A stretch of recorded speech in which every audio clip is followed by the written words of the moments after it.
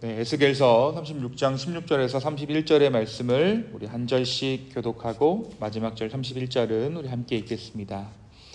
여호와의 말씀이 또 내게 임하여 이르시되 인자야, 이스라엘 족속이 그들의 고국 땅에 거주할 때에 그들의 행위로 그 땅을 더럽혔나니 나도 그 행위가 월경 중에 있는 여인의 부정함과 같으니라.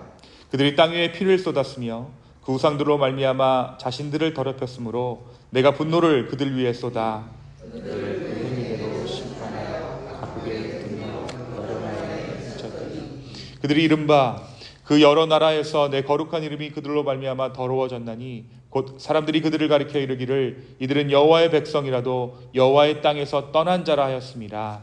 그 여러 나라에서 더럽힌 내 거룩한 이름을 내가 아꼈노라. 그러므로 너는 이스라엘 족속에게 이르기를 주 여호와께서 이같이 말씀하시기를 이스라엘 족속아 내가 이렇게 행함은 너희를 위함이 아니요 너희가 들어간 그 여러 나라에서 더럽힌 나의 거룩한 이름을 위함이라. 그 나라 가운데에서 더럽혀진 이름 곧 너희가 그들 가운데서 더럽힌 나의 큰 이름을 내가 거룩하게 할지라. 내가 그들의 이름 앞에서 너희로 말미암아 나의 거룩함을 나타내니 내가 여호와인 줄 여러 나라 사람이 아니라 주 여호와의 말씀이라. 내가 너희를 여러 나라 가운데에서 인도하여 내고 여러 민족 가운데서 모아 데리고 고국 땅에 들어가서 맑은 물을 너희에게 부어서 너희로 정결하게 하되 곧 너희 모든 더러운 것에서 모든 우상 숭배에서 너희를 정결하게 할 것이며 또 새 영을 너희 속에 두고 새 마음을 너희에게 주되 너희 육신에서 굳은 마음을 제거하고 부드러운 마음을 줄 것이며 내 영을 너희 속에 두어 너희로 내 윤례를 행하게 하리니 너희가 내 규례를 지켜 행하리라. 내가 너희 조상들에게 준 땅에서 너희가 거주하면서 내 백성이 되고 나는 너희 하나님이 되리라. 내가 너희를 모든 더러운 데에서 구원하고 곡식이 풍성하게 하여 기근이 너희에게 닥치지 아니하게 할 것이며 또 나무의 열매와 밭의 소산을 풍성하게 하여 너희가 다시는 기근의 욕을 여러 나라에게 당하지 아니하게 하리니 그때 너희가 너희 악한 길과 너희 좋단 일을 기억하고 너희 모든 죄악과 가증한 일로 말미암아 스스로 믿게 보리라. 아멘. 잠깐 말씀 듣고 기도하겠습니다. 주님, 오늘 이 말씀 가운데 함께하여 주시고 주의 성령께서 함께하여 주셔서 주님께서 주시는 말씀 우리로 하여금 듣게 하여 주시옵소서. 들을 뿐 아니라 행할 수 있는 믿음과 용기 또한 허락하여 주시옵소서. 감사합니다. 예수님의 이름으로 기도합니다. 아멘. 우리가 어제 말씀을 통해서 우리 황폐한 이스라엘 산들을 향해 회복을 선포하시는 하나님의 말씀을 함께 나눴습니다. 이스라엘은 아직 돌아오지 않았습니다. 예루살렘도 여전히 패하였죠. 그런데 하나님께서 이렇게 산을 향해 먼저 말씀하셨어요. 너희 산들아 가지를 내라 열매를 맺어라. 산들이 먼저 회복된다는 것은 무엇일까요?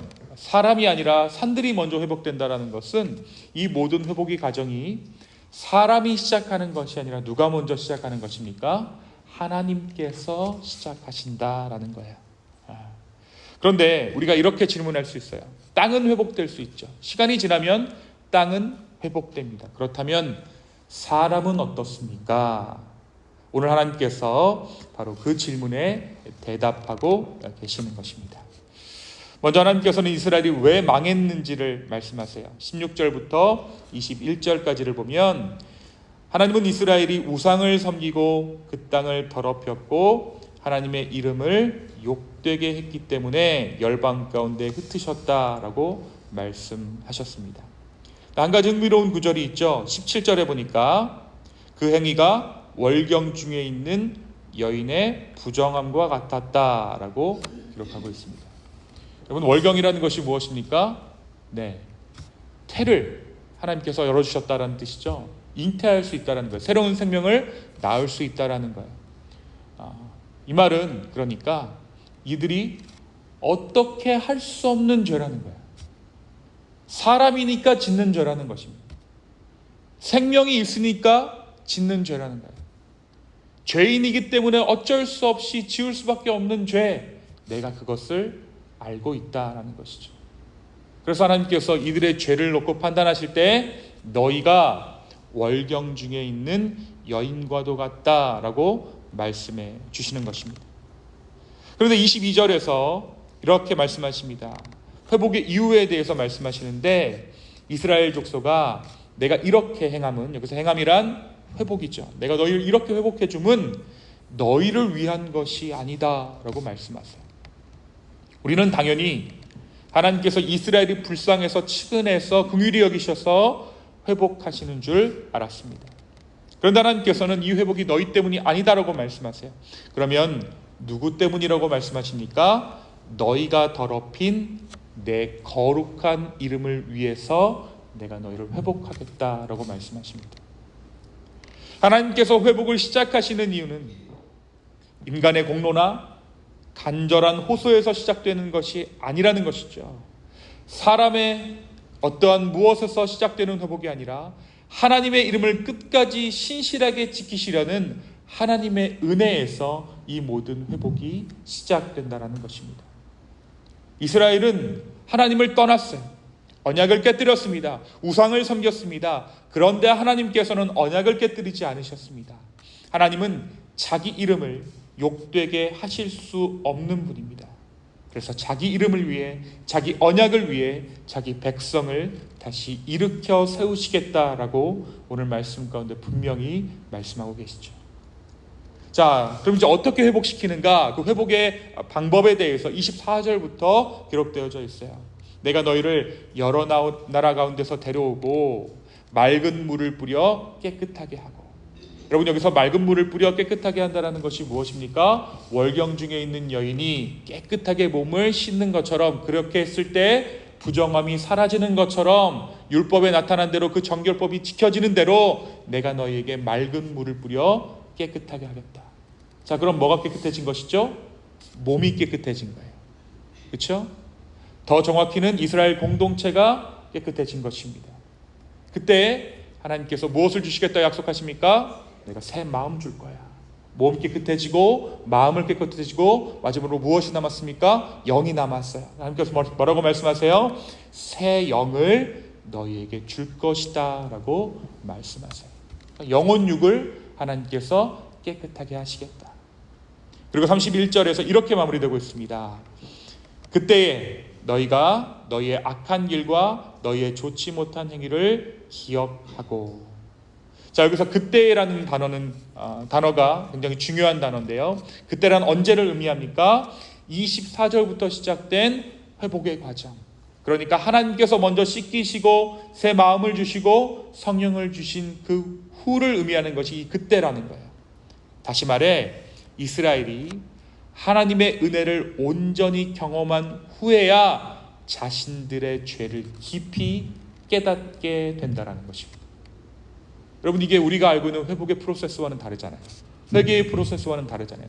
우리는 먼저 우리가 죄인됨을 깨닫고 주님 앞에 회개해야 한다고 생각하지만 오늘 말씀이 가르쳐주는 것이 무엇입니까?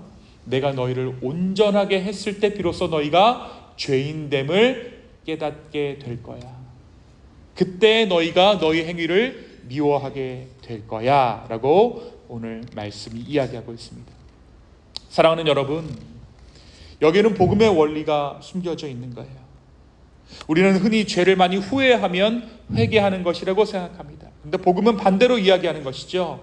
하나님의 은혜를 경험한 사람이 비로소 나의 죄를 깊이 슬퍼할 수 있다라고 오늘 말씀 이야기합니다.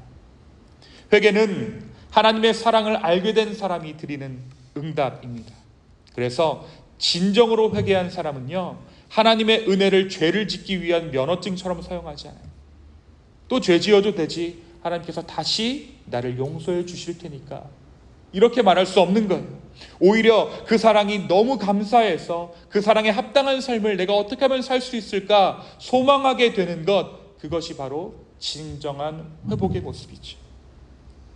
우리는 때때로요, 스스로를 바꾸려고 애를 씁니다. 더 열심히 살아보려고 하고, 더 착해지려고 하고, 더 신앙생활을 잘해보려고 하죠. 그런데 어느 순간 우리 인간은요, 한계를 느낍니다. 우리의 가장 큰 문제는 행동이 아니라 마음이기 때문입니다.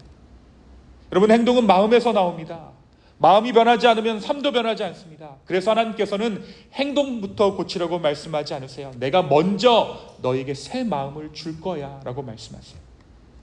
돌처럼 굳어진 마음을 제하시고 살처럼 살아있는 마음을 주시겠다라고 약속하십니다. 그리고 마침내 내가 너에게 성령을 줄 거야, 새 영을 줄 거야 라고 말씀하시죠.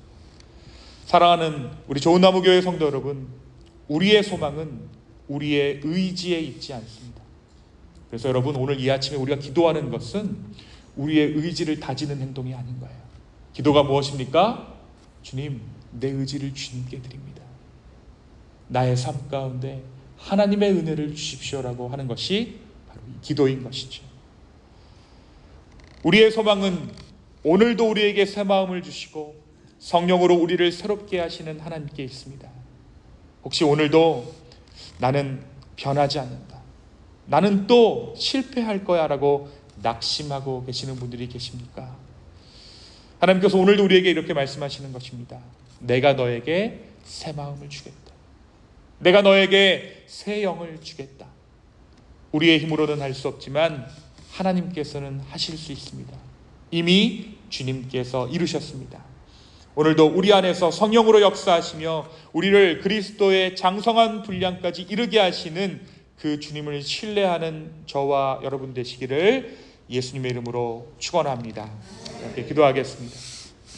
주님, 오늘 이 아침 우리가 다시 한번 우리의 마음을 아버지께 확정하며 나아갑니다. 때때로 계속되는 죄악 가운데 넘어지고 실망하고 낙담했던 우리의 마음조차도 주님께 드립니다. 그리고 이제는 나에게 소망을 두는 것이 아니라 우리를 신실하게 회복해 하시는 주님께 소망을 두고 아버지의 보좌 앞으로 나아가오니 성령님 우리 가운데 함께하여 주시고 은혜 더하여 주시옵소서. 감사합니다. 이 모든 말씀 예수님의 이름으로 기도했습니다. 아멘. 우리 주기도문으로 오늘 기도회를 마칩니다. 하늘에 계신 우리 아버지여, 이름이 거룩히 여김을 받으시오며 나라의 마옵시며 뜻이 하늘에서 이루어같이 땅에서도 이루어지리라. 오늘날 우리에게 일용할 양식을 주시고 우리가 우리에게 죄진 자를 준 것 같이 우리의 죄를 사하여 주옵시고 우리를 시험에 들게 하지 마옵시고 다만 악에서 구하옵소서. 대개 나라와 권세와 영광이 아버지께 영원히 있사옵나이다. 아멘.